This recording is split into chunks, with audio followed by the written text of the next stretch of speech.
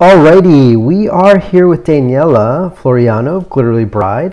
This is David Shreni from Wedding Favors Unlimited, and we are excited to talk today about 2018 wedding themes. And a lot of what we see in the wedding space, as you've heard from other webinars that we've had, is there's so many things moving every year, from how do you do ceremonies to how do you run receptions to even what kind of invitations to put out. And one thing we wanted to do with Daniela is sit down and talk about what are some of the themes she sees emerging in the next year, so you can think about those as you're planning your wedding. And let's chat a little bit about Daniela. Daniela, welcome. Nice to have Hi, you. thank you. Thank you for having me. And we'd love to learn a little bit more about you and Glittery Bride. Okay, great. Ever since I was young, I've always loved weddings. My mother was a wedding planner on the side, so I was always involved in some way or another in the wedding and event industry from an early age. So once I got older, I decided to kind of jump in myself, and I started making and selling wedding invitations. I would sell them locally, online. I did that for a few years. Then, once I got engaged this past January, I really started getting involved in the wedding industry, just for myself, and I just fell in love with every aspect of weddings. So, once I kind of set the theme for my own wedding, I said, you know what, I think I can help other brides with their own planning. So I started Glittery Bride, and I made it a point to make this a blog where I accept any type of wedding, any style, any color, any theme, because I found that most blogs today are very one-sided. They just look for a specific type of wedding to feature, whereas Glittery Bride will take most other weddings that other blogs won't, because we're not afraid of colorful accents, unique features, and creative ideas. That's great. That's great. What kind of things, just talking about wedding decor generally, what kind of things do brides worry about when it comes to wedding decor? Obviously, the biggest thing they worry about is the color. So they want to make sure everything matches, and they want to make sure the flowers are perfect, and the bridesmaids match, dresses match everything also, and they worry about a lot of little things that I think that if they were to take a step back, a lot of those things are not necessarily, don't define your wedding. Your wedding is defined by what makes you happy. That's great. I think you make a great point. There's so many brides out there that are saying, how do we get this to match? So, how do we get the tablecloths to match with the bridesmaids' dresses, as an extreme example? Right. How do we get the color of the place cards to match the invitations? Right. And I think you bring up a good point. There's a lot to be said about matching, but you make it happen where it can happen, right? You make things match at the reception, great. If you can have a few things match at the wedding ceremony, great. And I think people really appreciate those couple of things that work out.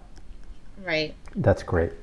Let's talk a little bit about some of the emerging themes that you've seen out there. And the first one we've seen a lot of, and this kind of surprised me quite a bit, is foliage. Tell us a little bit more about that. Right, and I think we're seeing a lot of that because the driving factor behind that is the color of the year that was brought out by Pantone. For 2017, they named the color of the year Greenery, and that's had a huge impact on designers and what they're putting out for weddings. And brides are picking up on that, and they're involving it, and they're adding it to their own weddings. So we're starting to see more and more of this incorporated. Like in your picture, you have a wall there of greenery, and people are using that as backdrops. They're using that in their bouquets. I've even seen brides start to make bouquets that don't even have flowers in them. They just feature gorgeous greenery, succulents, vine elements, and just anywhere you can put it, it just really seems to liven up the space. Wow, so it seems like green is really the star of the show, and the florals and tend to be just accents as opposed to the other way around. Exactly. Interesting. Interesting. The other thing we've seen coming out, kind of an offshoot of that, is woodsy. Tell us what you think about that. Right. So, it used to kind of be considered rustic. Now, woodsy is the new rustic. Instead of like barns and the farm look, which we saw a lot of in 2016 and 2017, we're seeing actual real wooden elements being brought into receptions. Like I've seen wood slices used as centerpieces. Also in table numbers, seating cards, wedding favors, wooden elements are used for tags, and even invitations sometimes have like a sheer overlay that almost looks like wood. That's great. And for the budget bride, this is a great piece of decor that doesn't break the bank. This is a wedding that was decorated for under $1,000, and they're really just incorporating the woodsy elements, and really simple plants as hangers. Right. And it really came together really simply. I mean, there's nothing fancy about this one. Right, exactly. And it's just like a little bit of this goes a long way. Yeah, I think the biggest woodsy element they brought in here are the table numbers. It's hard to read or see in there, but you can see some. And then they've got some really nice jars as favors. Yes. I mean, even the brown folding metal chairs look good in a woodsy theme. Right, and you can even just play on the venue because the ceilings are natural wood, and you can just add in a few things that just bring out the natural beauty of the venue. That's great. And the other idea you thought was interesting is creative desserts. Tell us a little bit more about that. Right, this is actually really cool. A lot of couples are looking for new ways to kind of make their wedding stand out, and lately we've seen donuts being served as dessert. I've seen donut towers, and I've seen really, really cool donut walls where the donuts are literally hanging on the wall, and the guests can walk up to the wall and just take down their donut and put it on their plate. Also, they're serving popsicles, custards, ice cream sandwiches, instead of your typical baked good or cookie. Also, wedding cakes are making a big comeback. For a while, they were just kind of, doing cupcakes, and it was taking away from the tradition of cake cutting, but I'm seeing a lot of brides start to value that tradition, especially because it's something that their parents had done. So, cutting the cake and having a beautiful cake is definitely making a comeback. That's great. That's great advice, and it sounds like some things that are traditional are coming back, like the cake, but things that have gone mainstream, like big cupcake towers, are now less in favor, and more it's around being creative, like the donut wall you mentioned. That's great. Right. Well, thanks for sharing those 3 great ideas for 2018: foliage, the woodsy theme, and creative desserts. I think one thing we'd love to hear is, what's your favorite tip whenever you talk to brides and help them plan their weddings? Right, so my absolute favorite tip is don't be afraid of color. When you're picking your theme, really just pick 2 or 3 base colors as your main palette, and then I tell brides to just start incorporating different variations of each color into all the elements of the day. So like I said earlier, don't be afraid that if something doesn't match. It looks a lot better if you're using the whole spectrum of the colors, rather than making sure like everything is matchy. So the napkins, the wedding favors, the table linens, like they can all be different variations of the same color and still be gorgeous. And I just that's basically it. Just don't be afraid of color, because it'll help you. That's a great tip. Tell us a little bit more about other ideas you have to make guests feel welcome. Okay. I actually love this tip. During cocktail hour, the guests are kind of like looking to kind of get a break just before the reception. So, it's right after the ceremony, and they're kind of getting acquainted. And I think a really good idea for brides to do would be to have a waiter come around and serve the guests during cocktail hour versus have them wait in line. Because on any day, nobody likes to wait in line. So especially wedding guests, where they'd rather mingle and talk to other people. I think it's a really thoughtful touch that will go a long way. And my second favorite tip would be to place baskets in the restrooms full of useful items like Band-Aids for guests who forget to break in their shoes, pins, hairspray, lotion, mints, even dental floss, and clear nail polish if you need to make a last-minute fix on your nylons. That's such a great idea. And the basket, it's $20 worth of stuff in the women's room and another 20 in the men's room. Right. And that goes a long way. That's 20 cents a guest. Exactly. If you have 100 guests. So that's really great. Tell us about your favorite favors. Okay, so there's so many favors out there. I just love any new and creative idea. But I guess my favorite type of favor would be a bottle stopper or any type of wine glass, really. I find that those are most frequently used by guests long after the wedding. Something they can kind of cherish and hold on to and reuse. Anything that caters to the wine drinking crowd always seems to be a hit. Yeah, and it's something that they can take home too. Nobody goes out of their way, we've found, to buy wedding stoppers or bottle stoppers, or right. A cork or bottle openers. And there are all these little things and nobody really buys a nice one.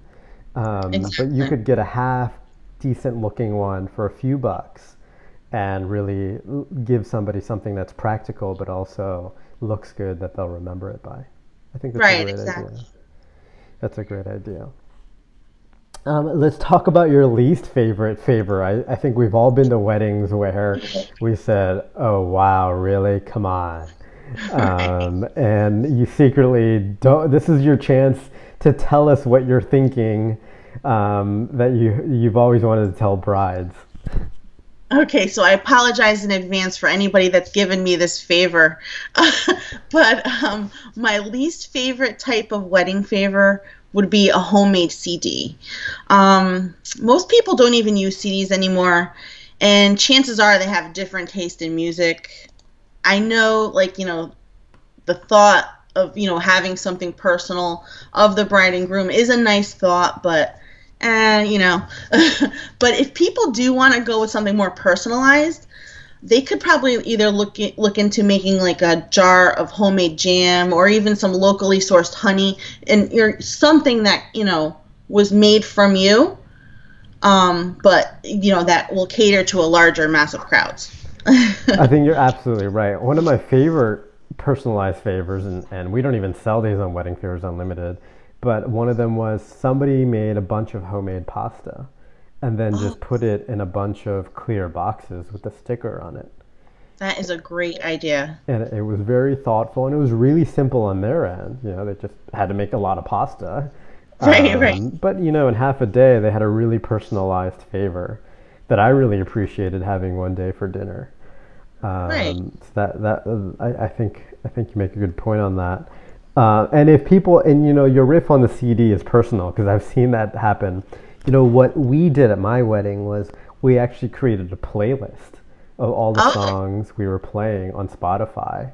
And okay. we emailed everyone, because everyone's emailing all their guests now anyways, and we emailed them before the wedding and said, hey, here are some of our favorite songs. We hope you get in the mood. That's a great idea. And it's just an easy thing to do, and you're already sending the playlist to your DJ. So super, and people keep it. Yeah, they have their own playlist, like David and Bonnie's wedding, and it's their favorite dance songs. That's cool. Super easy and cheap. Let's talk about something else in decor that's very specific and nobody ever talks to until you're at the table, which is napkins. Tell us about your thoughts on napkins. Right, so napkins are a great way to dress up a table without really adding in any additional expenses. I mean, you're going to have them anyway, so you might as well make them look the way you want to look. I love napkins that are beautifully folded and placed on dishes. You can get really creative with different colors and different folding techniques. Some of my favorite folding techniques are the lotus flower. It literally will take up the whole plate and it makes a really bold statement. Also, the single pocket fold, which usually has a flower or some utensils placed inside. This is a good way for brides that are looking for a more simple and clean look. Or then if you're more traditional, you can't go wrong with the standing fan. It's that folded fan that we'll either see on a plate or inside of a wine glass. I think those are great ideas. The lotus one I hadn't heard of until you mentioned. Yeah, I love that. It's really creative and it's just an easy thing to do to be different on a plate. Any specific flowers come to mind for the flower? Any thoughts on adding the flower? I love anemones right now. They are really, really big in the wedding industry. So if you can get a hold of some anemones and put them right into the single pocket fold, it would be a beautiful touch. Almost just like you have in that picture there. Like you could probably have the menu and then a little flower and you're good to go. That's great. That's super helpful. Let's talk about the other detail that really doesn't get dived into very much, place cards. Tell us how you think brides should think about place cards.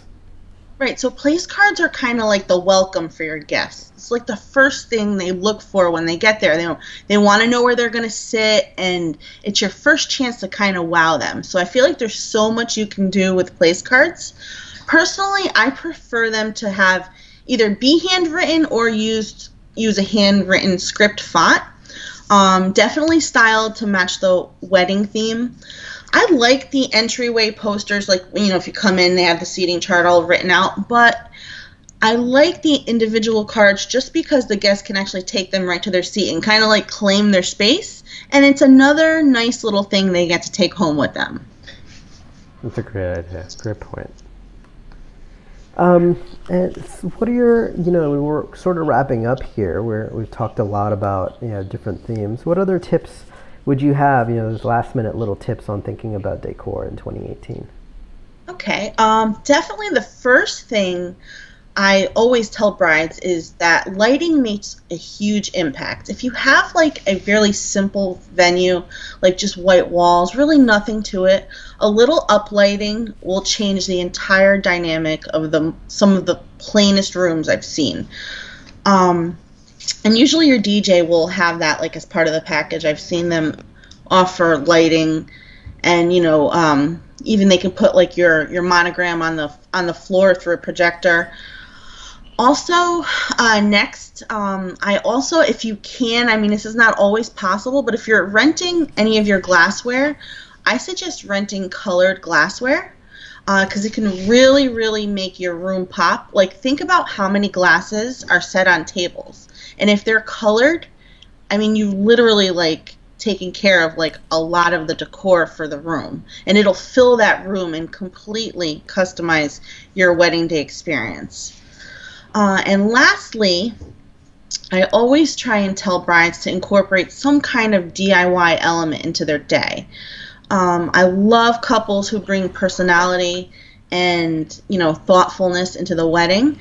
So whether it's a handmade flower wall backdrop or a scrapbook filled with pictures that tell their love story, any kind of DIY element always adds a sense of warmth. That's great. I think those are really, really great tips. Thank you. And it's the little things that you mentioned, like bringing the DIY elements, even something simple like a DIY picture frame Right. or a couple of pictures makes all the difference in the world. That's great. Well, I wanted to thank you so much for joining us today again. If folks want to go and see more ideas, Glittery Bride has an amazing assortment of every type of wedding you could ever imagine. When it comes to specific decor elements, you can always look at weddingfavorsunlimited.com. They have the widest selection on the internet of wedding decor items, like truly breathtaking 5,000 items. And then Pinterest for Favors Limited also has these items set in different types of scenes.